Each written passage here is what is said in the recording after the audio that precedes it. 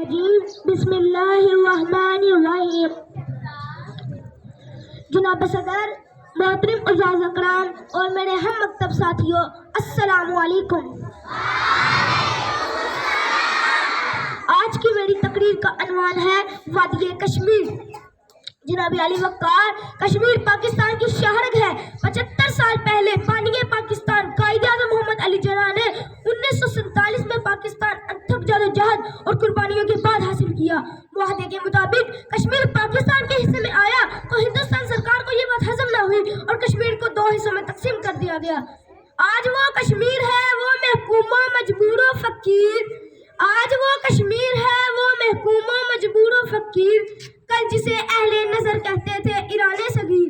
جناب علی وقار، کشمیر پاکستان کی شہرگ ہے۔ جی ہاں، کشمیر جنت نظیر حسن و جمال کی وادی کشمیر، جہاں پھول مہکتے ہیں، ساز بجاتی اور گیت گاتی ندیاں ہیں، آسمانوں پر کوسے گزار رنگ بکھیرے ہیں اور مسکراہٹوں کا بسیرا ہے۔ جناب صدر، یارانے جہاں کہتے ہیں کشمیر ہے جنت، یارانے جہاں کہتے ہیں کشمیر ہے جنت، اور جنت کسی کافر کو نہ ملی ہے نہ ملے گی۔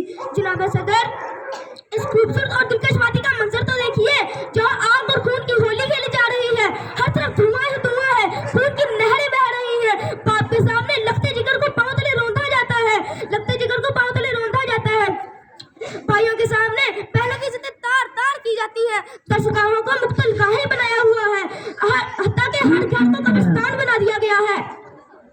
جناب صدر، خون پھر خون ہے، بہتا ہے تو جم جاتا ہے، خون پھر خون ہے، بہتا ہے تو جم جاتا ہے، ظلم پر ظلم بڑھتا ہے تو مٹ جاتا ہے۔